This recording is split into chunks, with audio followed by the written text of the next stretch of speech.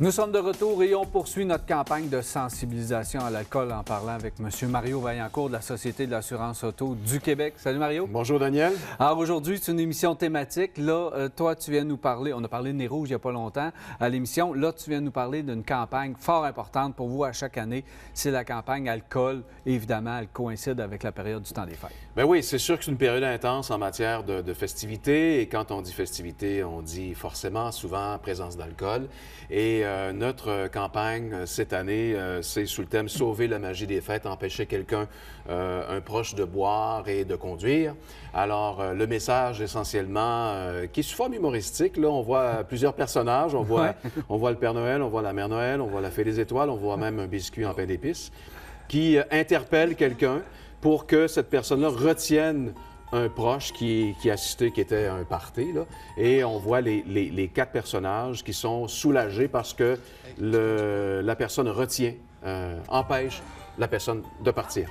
Bien, c'est ça. Puis on voit que c'est pas seulement le travail de la personne qui reçoit au party, justement. Et là, on veut faire appel à peu près tout le monde pour que tous se regroupent afin d'empêcher la personne de partir. Et ça, c'est important. Et c'est important parce que on constate qu'à peu près 100 des gens sont évidemment d'accord et pensent qu'ils doivent le faire. Mais dans la réalité, quand on fait des sondages, il y a à peu près seulement une personne sur trois qui vraiment là, demande à une personne qui est en état d'ébriété ou qui a bu là, pendant un party de ne pas partir.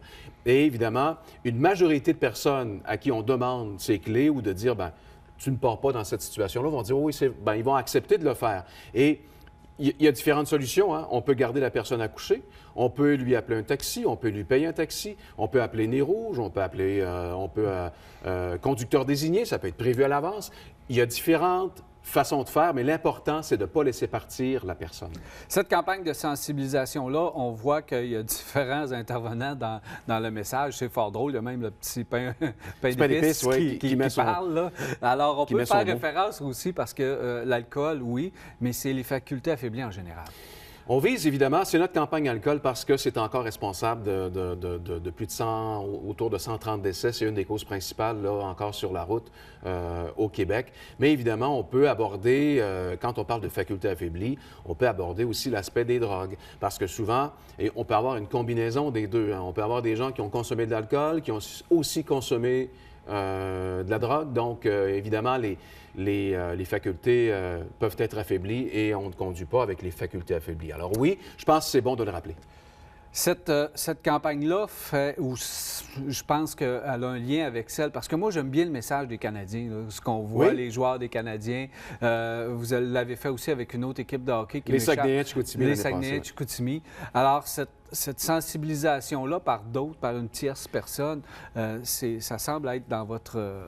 Oui, on avait commencé l'an dernier, si on se rappelle, on avait un message télévisé où il y avait un couple là, qui, à la fin de party, qui disait qu'il y avait un appel, puis il disait « Ah, mon ami a eu un accident. » Mais l'accident qu'il avait eu, c'est qu'il avait couché sur le divan et qu'il avait accroché une lampe. On se souvient de ce message-là. Alors, on reste dans le même thème pour inciter les gens à ne pas partir en état d'ébriété parce qu'évidemment, ça peut contribuer à gâcher la magie de Noël, comme on dit. Et il y a tellement de moyens qui sont mis à la disposition, mais je pense qu'il faut agir. Il faut aller au-delà peut-être du malaise que les gens peuvent avoir. Là. Si la personne a bu, elle ne doit pas conduire. Voilà le message clair, net et précis. Et est-ce que... combien de temps va durer la campagne? C'est jusqu'à la fin décembre. Donc, c'est à partir de maintenant jusqu'à la fin décembre. Et il y a Opération Nez Rouge, on l'a dit. Et il y aura aussi le 30 novembre, on va lancer l'opération Vaccin. Ce sont les corps policiers qui lancent, comme à chaque année, leur opération qui va consister en l'installation de différents barrages routiers au fil du mois de décembre pour, encore une fois, faire en sorte d'avoir un bilan routier, de ne pas avoir de décès sur les routes. Oui, les deux sont souvent de concert. Là. Les deux vont ensemble avec la campagne sensibilisation et prévention, justement, avec le corps policier qui font des barrages. Et ça, je pense que c'est l'aspect dissuasif numéro 1, les barrages.